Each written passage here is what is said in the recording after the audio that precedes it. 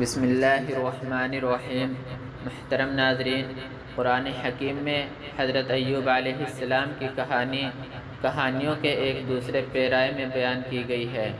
یہ کہانی اللہ تعالیٰ کی اپنے مومن، صابر اور شاکر بندوں اور محبوب انبیاء علیہ السلام پر نعمتوں کے مناظر میں سے ایک منظر ہے۔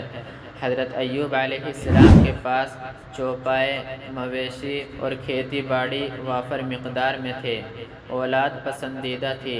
ان سب چیزوں میں انہیں آزمایا گیا، سب چیزیں بالکل ختم ہو گئی۔ پھر انہیں جسمانی طور پر آزمائش میں مبتلا کیا گیا۔ جسم کا دل اور زبان کے علاوہ کوئی حصہ بیماری سے محفوظ نہ رہا۔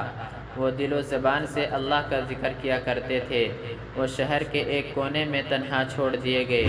لوگوں میں سے کوئی بھی ایسا نہ رہا جو اس پر رحم کھائے، سوائے اس کی بیوی کے جو اس کی دیکھ بھال کرتی تھی۔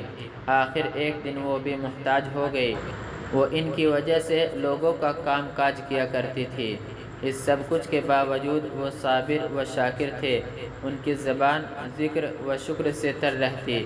یہ نہ تو شکوہ شکایت کرتے، نہ کسی کو ڈانٹ پلاتے، نہ تلخ ہوتے اور نہ ہی ناراض ہوتے۔ وہ اس حالت میں کئی سال مبتلا رہے اور بنی اسرائیل کے کوڑے کرکٹ کے پاس پڑے رہے اور کیڑے ان کے جسم میں چلتے پھرتے رہے۔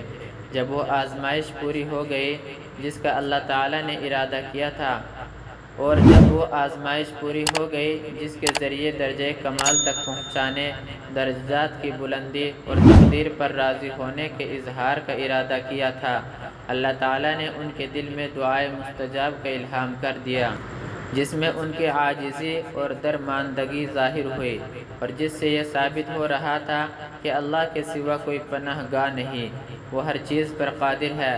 اللہ تعالیٰ نے ان کے بدن اور اہل و عیال پر عافیت فرمائی، مال انہیں واپس دے دیا اور اس سب کچھ میں برکت عطا کی۔ اللہ تعالیٰ ارشاد فرماتے ہیں، اور ایوب کو یاد کرو جب اس نے اپنے رب کو پکارا کہ مجھے بیماری لگ گئی ہے اور تو ارحم الراحمین ہے۔ ہم نے اس کی دعا قبول کی اور جو تکلیف اسے تھی اسے دور کر دیا، اور صرف اس کے اہل و عیال ہی اس کو نہیں دیے بلکہ ان کے ساتھ اتنے ہی اور بھی دیے، اپنی خاص رحمت کے طور پر، اور اس لیے کہ یہ ایک سبق ہو عبادت گزاروں کے لیے۔